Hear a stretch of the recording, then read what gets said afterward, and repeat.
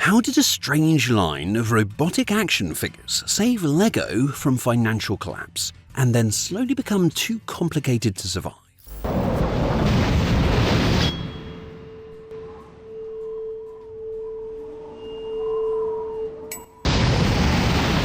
In the late 1990s, LEGO was in serious trouble.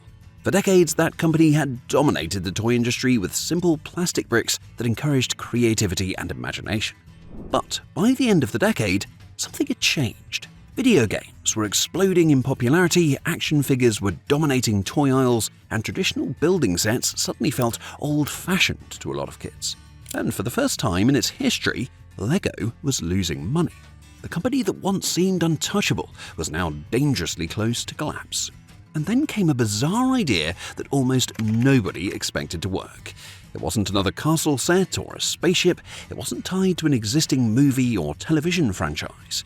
Instead, it was a collection of biomechanical warriors packaged inside plastic canisters backed by a massive fantasy story unlike anything LEGO had ever attempted before. And that idea? Well, that idea became Bionicle. And for a while, it didn't just save LEGO, it became one of the biggest toy phenomena of the early 2000s. To understand why Bionicle exploded the way it did, it helps to understand what LEGO realized during its crisis. You see, the company eventually came to a difficult conclusion. Kids didn't just want to build toys anymore. They wanted characters, they wanted worlds, they wanted stories, and they wanted mythology. They wanted emotional connection. That realization, that changed everything. So, instead of focusing only on open-ended creativity, LEGO began experimenting with deeper storytelling. Licensed themes like Star Wars showed that story-driven products could work incredibly well, but licensing major franchises was expensive. LEGO needed something original, something they could fully control. So, the company started building an entirely new universe from scratch. Now, early concepts looked very different from the final product. Internal ideas evolved through multiple strange versions before eventually becoming the biomechanical style that defined Bionicle. Some people inside the company were skeptical, especially because the designs looked more aggressive and action-oriented than traditional LEGO products. But the development team pushed forward anyway, and what they created was unlike anything else on toy shelves. So the core concept centered around biomechanical heroes living in a mysterious world filled with ancient powers, elemental abilities, and hidden secrets. The story began on the island of Matanui, a tropical world threatened by darkness after its powerful guardian spirit fell into a deep sleep. And according to prophecy, 6 heroes known as the Toa would arrive to restore balance. Now each hero represented a different element: fire, water, ice, air, earth, stone. And each one wore powerful masks that granted unique abilities. Now, the setup was simple enough for kids to understand immediately, but deep enough to grow into something much larger over time. And that balance became one of Bionicle's greatest strengths. Because while the toys looked cool on the shelves, the story behind them made them feel important. And the toys themselves, they felt revolutionary. You see, unlike traditional LEGO sets, Bionicle figures focused heavily on articulation and movement. The builds used technic-style pieces, gears, and joints to create posable action figures that felt dynamic and alive. Kids weren't just building static models, they were building characters designed for combat and storytelling. And even the packaging mattered. The canisters weren't just containers. Within the story, they represented the vessels that carried the heroes to Matanui. That extra attention to world building made the toys feel connected to something bigger. And then there were the masks. The collectible Kanoe masks became one of the smartest parts of the entire line. Different masks carried different powers within the story, and because they could be swapped between characters, kids naturally wanted to collect more of them. It created the perfect combination of action figures, collectibles, and building toys all at once. And once kids got invested, well, LEGO expanded the world far beyond the toys themselves. We got comics, books, online games, animations, and eventually full movies all working together to tell the ongoing story.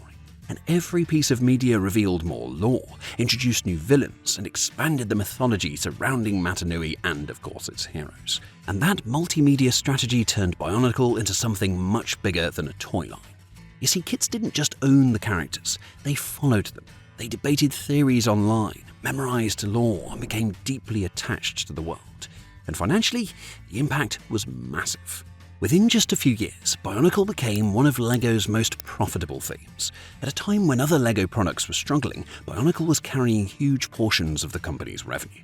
Without it, LEGO's financial situation could have become much worse, and for a while, the strategy worked perfectly. But the very thing that made Bionicle successful also created its biggest problem. The story kept growing and growing and growing. Every year introduced new heroes, new villains, new locations, and new transformations. Characters evolved into upgraded forms. Entire civilizations were added to the mythology. New terminology constantly expanded the universe. And at first, that complexity made the world feel deeper. But eventually, it became overwhelming. And what started as a relatively straightforward story about elemental heroes slowly transformed into an enormous web of lore that became difficult for new fans to understand. For longtime followers, this was exciting, but for newcomers, it was actually intimidating.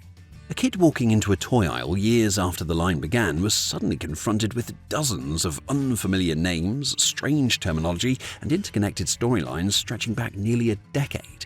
The barrier to entry became higher every year. And at the same time, the original audience was growing older. The kids who had discovered the first Toa heroes in 2001 were becoming teenagers by the late 2000s, and younger audiences had new options competing for their attention. And one of those options came from LEGO itself, actually. Themes like Ninjago took many of the lessons Bionicle pioneered: story-driven characters, multimedia storytelling, serialized lore, but packaged them in a simpler and more accessible way. As Bionicle sales started slowing, retailers responded by ordering less inventory. And less inventory meant less shelf space, which reduced visibility. Reduced visibility led to even lower sales. And once that cycle starts, well, it becomes pretty difficult to stop. So, by 2009, LEGO made a major decision. The original Bionicle storyline would end. And after nearly 10 years, the saga that had saved the company was coming to a close. The final wave of sets arrived in 2010, wrapping up one of the most ambitious storytelling experiments LEGO had ever attempted. But even after the original line ended, the company wasn't ready to completely abandon the brand. A reboot launched in 2015 with updated designs and simplified storytelling aimed at a younger generation. But the environment had changed too much. The reboot lacked the massive multimedia support that helped fuel the original success, and longtime fans didn't connect with it quite the same way. After only a couple of years, it was discontinued, and that could have been the end. But Bionicle never actually truly disappeared, because its fanbase stayed alive. And even now, years after the original line ended, communities still create artwork, stories, custom builds, and discussions centered around the world of Matanui. For many fans, Bionicle wasn't just another toy line. It was their introduction to deep world building, to serialized storytelling, to lore-heavy universes that rewarded attention and imagination. And that legacy became incredibly important for LEGO itself, because Bionicle proved something the company had never fully embraced before. Kids wanted stories, not just toys. And that lesson shaped many of LEGO's future successes. Themes like Ninjago followed the path Bionicle helped create, combining toys with ongoing multimedia storytelling in ways that kept audiences emotionally invested. So what caused the rise and fall of Bionicle? Well, the rise came from combining innovative toys with deep mythology at exactly the right time, creating a universe kids could build, collect, and of course emotionally connect with. And the fall came from growing too complex, struggling to attract new audiences, and eventually being replaced by newer franchises built using the lessons it actually pioneered. But of course, its legacy never disappeared, because for an entire generation, Bionicle wasn't just a toy line. It was a world, a mystery, a mythology, and for LEGO, it was the gamble that changed everything.